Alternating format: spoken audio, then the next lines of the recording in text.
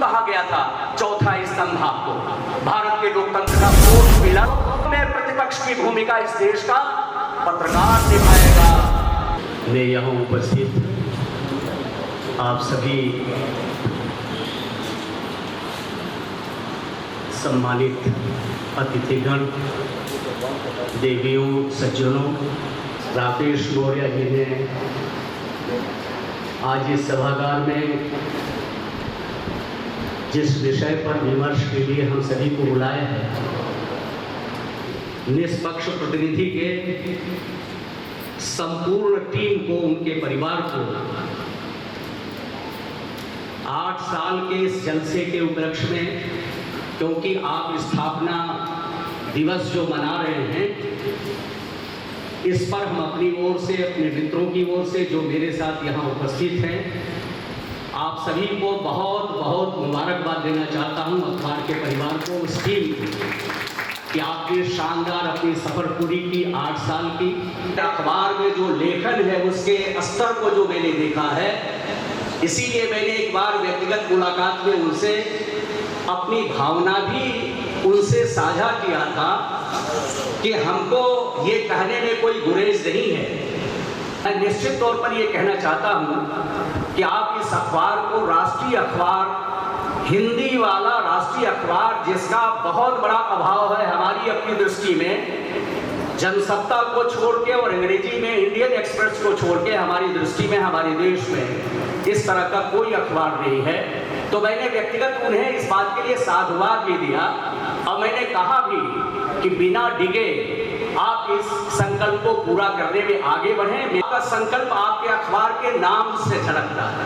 आज जो विषय आपने तय किया है, निष्पक्ष पत्रकारिता की चुनौतियां, और ये आयोजन कौन कर रहा है? निष्पक्ष प्रतिनिधि कर रहा है। तो आप अपने जन्म के साथ ही जो निष्पक्ष आपने संकल्प, जो नाम जोड़ा है अपने नामकरण में, तो वो आपके जीवन के लक्ष्य को ही निर्धारित करता है कि ये समाचार पत्र न इस पक्ष का होगा न उस पक्ष का होगा, वो सत्य को उजागर करेगा। और हमारा निजी विचार कुछ भी हो सकता, लेकिन हमको कलम के सिपाही के तौर पर ये बराबर एहतियात बरतना चाहिए कि जिस चीज का मैं, जिस घटना का मैं जिक्र कर रहा हूं, उस विचार से अप्रभावित होना चाहिए।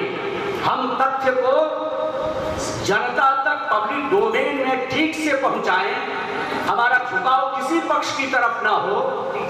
मैं ऐसा मानता हूं कि पत्रकारिता में सबसे बड़ा धर्म ये है। हम आपको पीछे ले चलना चाहते हैं। 2.5 दशक पहले दुनिया में 2 घटनाएं हुई। आपको पीछे इसलिए मैं ले चलना चाहता हूं कि आपके विषय के साथ न्याय तभी होगा जब आप इस विषय को पीछे से देखेंगे।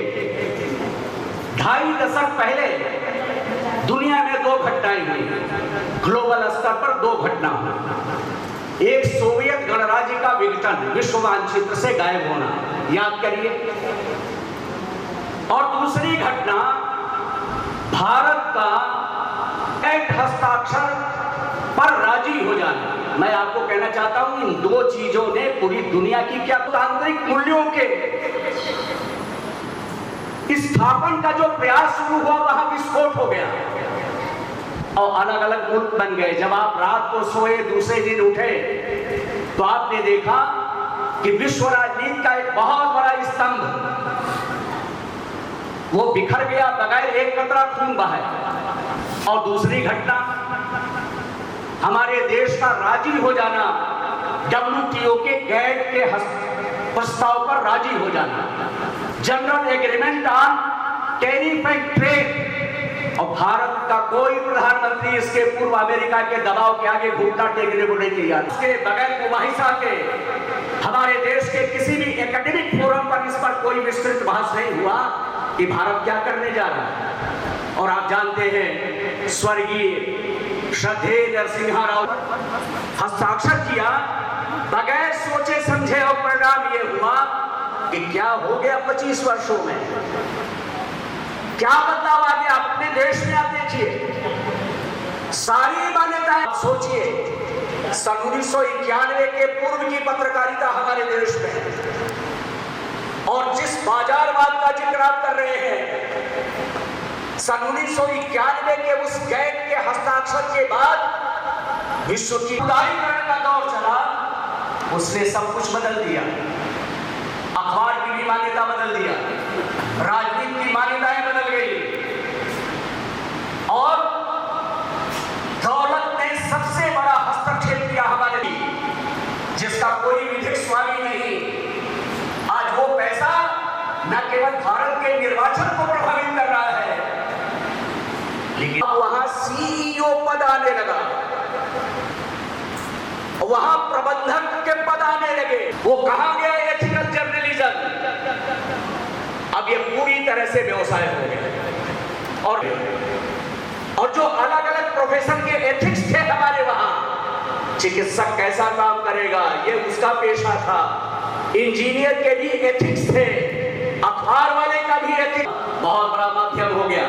यहां चर्चा हो रही थी 24 घंटे के जो चैनल चल रहे हैं, मैं आपको कहना चाहता हूं कि आज आख्यान निर्मित किए जाते हैं, जिसको नैरेटिव कहा जा रहा है। आजकल भर बनाए जाते हैं, कंटेंट बेचे जा रहे हैं। आज ये तमाशा, वहां कहीं कोई सत्य का नहीं। दो शब्द आपने देखा, ये फेक न्यूज क्या बला है।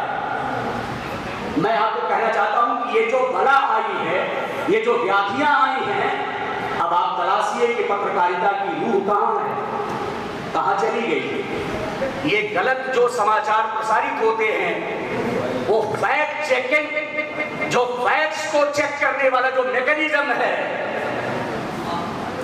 आज उसको स्थापित करने की दिशा में कोई गंभीरता से इस पर कहीं कोई प्रयास नहीं हो रहा है कि कुछ चीजें फेक न्यूज बन के पब्लिक डोमेन में पहुंच जाती हैं, बाद में कहीं पता चलता है कि वो तो फेक न्यूज था, असलियत कुछ और था। ये तो रोज चल रहा है। तो मैं इस बात को कहना चाहता हूं कि जो नाम आपका है, आपके नाम के साथ जो निष्पक्षता है, जो अखबार का नाम चयन करते समय जो आपने निष्पक्ष शब्द उसमें जोड़ा, वो आपके पूरे जीवन, संपादकीय और अखबारीय जीवन में हमारा ख्याल है कि आपके गोल को निर्धारित उसने कर दिया है। आपके जब हमारे देश में दिनमान जैसी पत्रिका निकलती है और दिनमान के विद्वान संपादक थे रघुवीर सहाय जी, दिनमान को पढ़ के हमारे देश में सिविल सर्विसेज जो मेधावी बच्चे थे वो क्वालिफाई करते थे। सारिका जैसी एक पत्रिका, हालांकि उसका स्तर दिनमान के बराबर का नहीं था, लेकिन आज भी मुझे याद है मैंने सारिका के उस अंक को पढ़ा था जिसमें फुराक गोरखपुरी साहब की उम्र 100 साल पूरी हो गई। और जब उम्र पूरी हुई फिराक साहब की, तो सारिका ने एक इंटरव्यू लिया था फिराक गोरखपुरी साहब। अब उसमें और सारे प्रश्न और उत्तर की बात मैं नहीं करना चाहता। दो चीज जो बराबर मेरे जीवन में मथता रहता है, उस विद्वान पत्रकार ने पूछा फिराक साहब से कि आपकी दृष्टि में महान कौन है, महान कौन आदमी बोला जाए। फिराक साहब ने उसका जवाब दिया कि महान वो आदमी है जो अपने सामने और अपने बाजू में बैठे हुए आदमी को अपनी महानता का भान न होने दे, जीवन में इतना बड़ा सहज हो। अब कल्पना करो फिराक साहब ने कितना ऊंचा, कितना दार्शनिक उसका जवाब दिया था। फिर पत्रकार ने दूसरा सवाल पूछा, आपकी दृष्टि से अपराधी कौन है? फिराक साहब ने जवाब दिया, जिसका मन कुदरत की बेपनाह दौलत को देख के झूम न जाए, ऐसे मन वाले ही अपराधी होंगे। तो आज मैं कहना चाहता हूं कि आज सर्वथा अभाव है हमारे देश में। आज ये तय करना चाहिए कि इस तरह जो 91 के पूर्व की पत्रकारिता हमारे देश में थी, जिस निष्पक्षता के साथ हमारे देश के अखबार में काम करने वाले लोग जान की बाजी लगा के तथ्यों को परोसते थे जनता के बीच में बिना भेदभाव के, आज क्या है, आज प्रतिबद्ध, मुझे तो कहने में कोई संकोच नहीं है कि विचारों के प्रति समर्पित कुछ मुखपत्र भी हमारे वहां छपते थे। आपको थोड़ा पीछे में ले चलूं, लिटिल अखबार छपता था। किस बात के लिए था वो? साम्यवादी दर्शन के प्रति वो समर्पित था। एक पत्रिका जो आज भी अनवरत छप रही है, जिसका अंग्रेजी में ऑर्गेनाइजर था, हिंदी में पांचजन्य है। आप इस बात को जानते हैं किसका मुखपत्र है, कहां से छपता है। ये बात तो समझ में आती है कि जो विचारों के प्रति समर्पित लोग हैं, जो अपने विचार को ही प्रचारित करेंगे और अपनी आइडियोलॉजी के मुताबिक ही घटनाओं को प्रस्तुत करेंगे, वो काम आपका नहीं है। आपका काम ये है कि न इस पक्ष का न उस पक्ष का, इसकी जान आज फेक न्यूज ले रहा है और आपके सामने बहुत बड़ी चुनौती है। ये बाजार ने ही बहुत बड़ी चुनौती पैदा कर दी। आपके ऊपर इतना बाजार का दबाव है। अब हालत ये है कि जितने अखबार के स्वामी हैं, आप देखिए, वो बड़े बड़े सब मुनाफा कमाने वाले व्यवसायिक घराने हो गए। उनका सरस्वती से कुछ लेना देना नहीं, उनका विवेक और प्रज्ञा जगाने के अभियान से कोई ले, इस गरीब आदमी का कोई नहीं, मिट्टी मिट्टी तोड़ने वाले का स्वर कोई नहीं बनना चाहता। ऐसी सूरत में इसका निर्वहन अखबार करता था। क्यों कहा गया था चौथा स्तंभ? आपको भारत के लोकतंत्र का फोर्थ पिलर आपको क्यों कहा गया? जब प्रतिपक्ष भी अपने दायित्व से मुकर जाए, जब प्रतिपक्ष भी अपने दायित्व का निर्वहन ठीक ढंग से न करता हो, तब असली प्रतिपक्ष की भूमिका, प्रतिपक्ष मैं कह रहा हूं, विपक्ष नहीं कह रहा हूं, गौर करिए, इस शब्द पर ध्यान दीजिए। सही अर्थों में प्रतिपक्ष की भूमिका इस देश का पत्रकार निभाएगा, अखबार निभाएगा। ये संविधान में हमारे महापुरुषों ने आईन को लिखते समय ये सपना देखा था।